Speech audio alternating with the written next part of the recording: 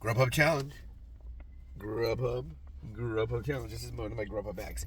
I'll go through the whole thing. Don't forget to subscribe, like, share. Put your comments down below. Do you drive for Grubhub, Uber? Maybe you drive for Lyft. Maybe you drive for DoorDash. When I first started with Grubhub, it was really, really good. Well, not really, really good. I mean, you would make. Well, I mean, it's good for being someone that maybe doesn't have. Open my door a little bit. They for being a just whatever kind of a job, no background checks really. I mean, there's a brief background check, probably more if you're driving customers around in your car. Yeah, there's probably gonna be more. You have passengers. They don't want to hire a bunch of freaks, which I guess they do. This is my steering wheel. Woo, woo, woo, woo. But I started with Grubhub when they first hit Pasadena area. I think now it's been almost 8 years. When it first started, you had to take it like every order that came to you basically had to take it because you had to maintain your certain status when it comes to taking all the orders, being on time, no complaints. You know, the customers could type in, David was mean to me. He told me I didn't bring you any tartar sauce for your French fries. Well, I didn't know to bring you tartar sauce. You gotta let me know in the comments. Back then, you couldn't really make too many comments. They would basically call you. You'd be driving. Hey, I was just wondering, can you get me some extra butter for my baked potato? I said, well, I'm pulling up to your house right now. At that time, you had to hand the food to customers. You couldn't leave it at the door. That all changed with COVID. This video will be out Monday. Today is Saturday. I will have this out Monday. This will be part 1, and then part 2 will be out on Tuesday. So this is talking about what I'm planning to do, and then the video on Tuesday will tell you how it worked out. But back then, you had to take basically everything if you wanted to have good priority, and then you had a certain day you'd call in. I think it was like Wednesdays. You had not calling. You had to go on a computer, and you couldn't do it on your phone. You had to do it on a computer. So all the drivers that were at that level were doing their computers trying to get they call them blocks for the next week. Well, while we're doing that, all the other drivers that aren't as good are getting all the deliveries until we're finished. So I think it was like 10 o'clock in the morning. We didn't used to do breakfast. I think we opened at 10 back then, and now we open, 6. Some drivers were working the entire time, but from like 6 a.m. all the way to like 1 a.m. when we closed. And you say, well, how could they possibly do that? They would do that 7 days a week. Well, they would sleep in their cars. A lot of them were maybe unhoused, and they always slept in their cars, so it's no big deal. One problem with sleeping in your car at night, where do you go to the bathroom, right? If there's not a 24-hour Denny's or something like that, they'll let you use the bathroom. Maybe a 24-hour market. I guess if I was going to have to do that kind of thing, I would try to find like maybe like a Walmart. A lot of people do sleep there. If you're delivering and sleeping in between deliveries, it's going to be disruptive. You're going to sleep 30 minutes. At night, maybe you'll get an hour in. But you'd have to take every single order. Then they would start this thing where you didn't have to tip. There's no mandatory tipping. So some people didn't tip. Those are people that get very, very cold food. No cash, cold food. The people say, no tip, no trip. But for me, what I was doing once we started making some changes. When I first started, there was 50 drivers in the Pasadena area. It was a smaller territory. I talked about this in earlier videos where I live in Monrovia. I would not even be in my own territory because I was a Pasadena, California driver. That was considered Inland Empire. They would take care of Pasadena and Arcadia, which made no sense because I'm like right there. There's a guy out there doing his walking, getting some steps in, but he walks really fast, He's kind of an old timer. He just walked by. That's one thing you can do in between deliveries. As long as you have your phone on and you can hear we call them cowbells. It makes a cowbell sign that lets you know more cowbells that you have an order. So now, anyways, they changed that so you don't have to tip. But it would tell you how much you're going to make before you'd go. It wouldn't tell you how far you had to go. It just says you're going to make this amount of money, and then it used to show us the amount of money you're gonna make plus your tip equals or whatever. Now it just shows you how much you're gonna make total. So we all kind of have a minimum. For me, my minimum for Grubhub was always $8. It has to be at least $8. And you think that's not very much money, $8. But if I can do 2 or 3 in an hour, zero stress, just drive up, get the food, go. And we have things like now we have a wait time. If you have excessive wait time, you get a little extra money. If you have distance, you get a little extra money. So that's how it's kind of changed over the years. Well, the other thing that changed is what they did is they increased the amount of money they're charging the customers a lot. Each time another company buys they buy Grubhub, they raise the fees, they lose a lot of customers, they lose a lot of money, then they sell the company to somebody else. Now, it recently has happened. We'll see what kind of changes they make. Every time they make changes, sometimes they're good, sometimes they're bad. But what really happened all across the board is people make a lot less money. When I first started, they were advertised, you'll make $25 an hour plus, and that was pretty much accurate. I would work 10-hour days from 11 a.m. to 9 p.m. That's what we're gonna do today. 11 a.m. to 9 p.m. is what I'm gonna do today. Have I done that lately? No.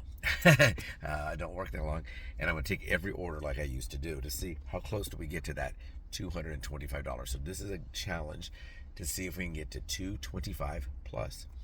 There was days there that I would make $300 an hour, not an hour, $300 a day for those 10 hours, and this was I make $375, and then other times I make like $180, $190, but I never made really low money.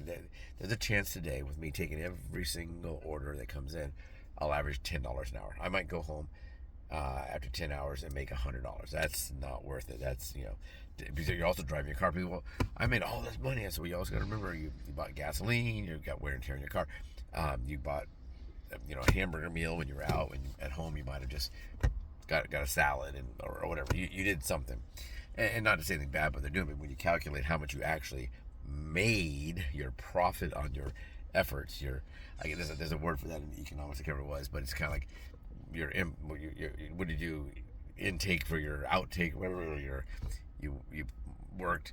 But some of the problems that came up during COVID, there's no bathrooms, and there was all the restaurants were closed. You had to go wait outside, but we were considered essential workers, so we were allowed to work during the COVID situation, and we got our stimulus money as well on top of that. So a lot of us were very happy about that. But now what I'll do is I'll kind of show you what's in my car, what I'm going to do, how I do it. And this is basically how I did it then, before, with a few exceptions, I guess. One thing is I am wearing a blue shoe, the blue walking shoe. So I can put this over here. And there's the blue walking shoe.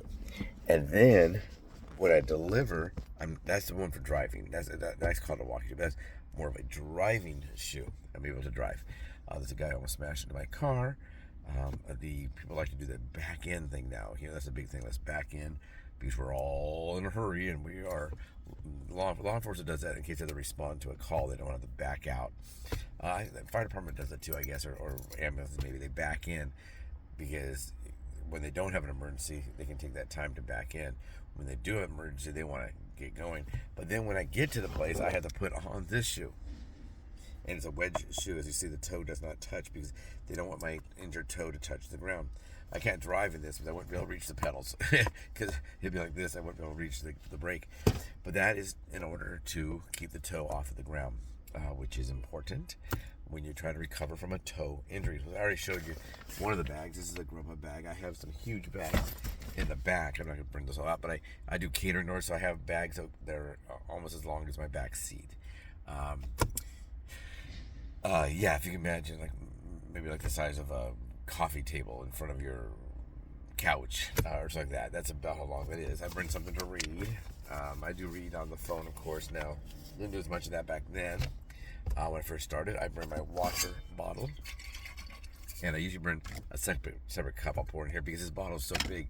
If you want to get a drink while you're driving, you're like this, and you can't really see. So that's dangerous. I bring my spectacles, and then I also have other bags, of course, back there in case I have an order that requires 2 bags. If I need the big bags, I can do that. In my big bag, they call them coffin bags. I have only one of them here. I have 2 big ones. I have the biggest one, and inside that I have a red bag that's almost the size of a coffin bag. I think I got that from DoorDash. But in here I have a cold thing here, and I have a Slim Fast, and a couple of these bars. These are low carb. The reason I bring these is, number one, I don't want to get low blood sugar, and number two, throughout the day, these are good. The ones with coconut are the best, I think. But anyway, I have a couple of these, and I can drink this as a meal, and I can have these, so that way I don't really have to stop to get something, and also the cost of the road when you're out delivering, you might go, I'll just go get a whatever. For breakfast, I had 2 jumbo jacks. Jumbo jacks, those are huge. But no, they're really very small. And I had them lettuce wrapped, so I did have that. So I got the protein, I got that, and very low carb. So with the exception of having to change my shoe and some of the other changes, we'll see how we do today. What I do is when I get an order, I pull off the blue shoe, I put on the black shoe. If I'm walking anywhere, I put that black shoe. And then when I walk in, I pick up the order. No one's really mentioned it. It makes you kind of walk like this. What if it's up here? Kind of like if one leg was longer than the other. I have to do that. Some of the issue. I also have gum, and I bring a plastic bag in case it rains. I put my phone in there. This is the front of the bag, so I put the phone in with it facing on the back. You have to take a photo at the customer's house. I covered that a little bit, but we used to never be able to leave the food at someone's house. Never. You had to call in. Hey, I'm at Mary's house on Oakland in Pasadena. She just called me. Back then they had to call. She said that she's at the grocery store and it's a long line and she's not going to be there. I'm here at her front door. I just called her. She's not answering the door. She asked that I leave the food at the door.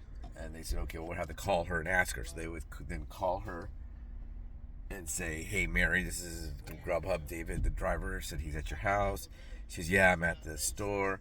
It's going to be a little while before I will get home. I asked him to leave it at the house.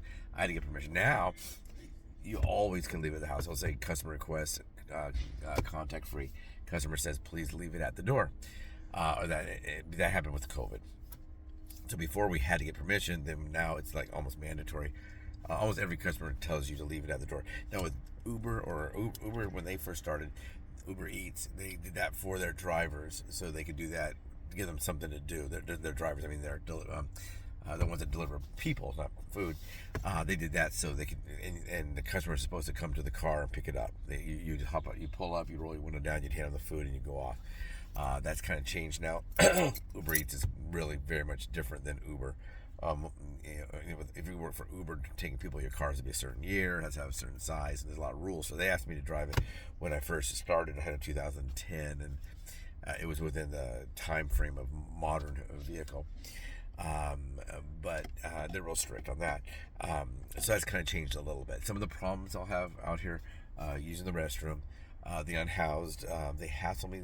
Never have they been violent. So I know you're going to give me some money as well. You know something that's not going to happen. I keep walking.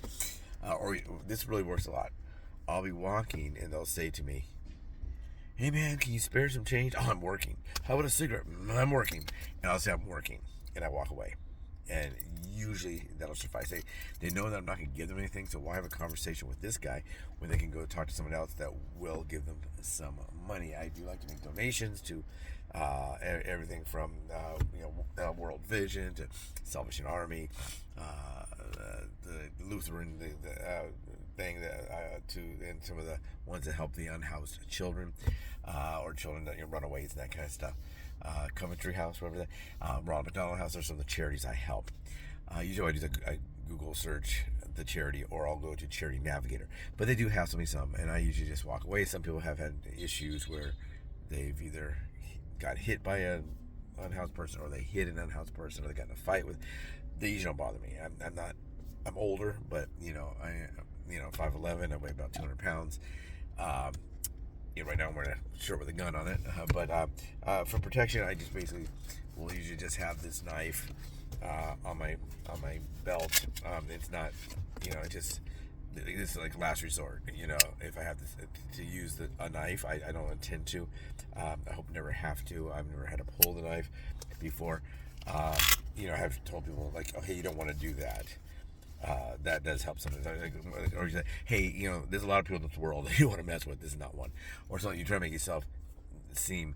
And you want to have flashlights. I do have a flashlight for nighttime. I don't want to blind anybody. But I have a flashlight. There's a very small one. This one has a little clip on there. But this clip is really, I don't know who made this.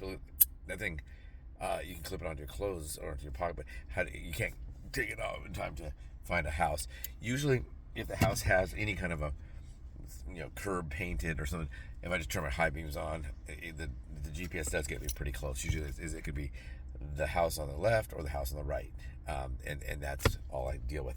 Let's see, I'll cover some more stuff as I go along. I might make a couple of shorts as we go, but this is a long video. This will be out Monday. Please subscribe, like, share, and comment. Do you drive for one of these companies? Do you get food delivered to this company? Do I ever eat the French fries? I do not.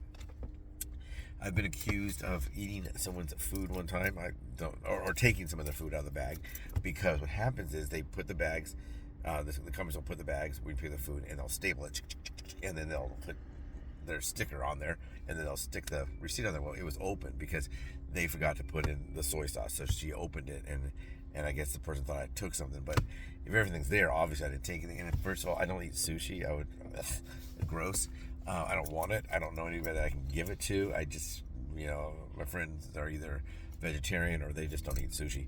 So that, you do get accused of that sometimes. A lot of times say, can you please make sure there's no onions on my burger? And it's, that I'm steering wheel, go to the bathroom. I always wash my hands, a number of times. I use the bathroom, but you don't really want your driver opening your burger. I'm just heads up. You don't really want that. A lot of times there's not a bathroom. They find other options. So you don't want that person touching your food. So I think that's everything. I covered the homeless, reading material, food, water. I think I covered everything. I'll let you know how it goes when we make our second video this evening. What I'll do is I'll try to make a screenshot from my phone, and then I'll send that screenshot to my big computer, and I'll kind of try to film it on the big computer. But before I do that, I will do a breakdown. I'll probably get that one. I probably won't do that one tonight because when I get home, I'm pretty tired. I will probably film that one tomorrow, which is Sunday, and I'll be able to, that way I could film it. This is how much I made total. That's a big thing, how much I make total. But I'll get a pad of paper, a piece of paper and a pen, and I'll write how it came about, like first order from Starbucks to, I'll just write like Starbucks. I'll put the time, the restaurant, and the amount I made. How's that? Okay, take care everyone. Bye-bye.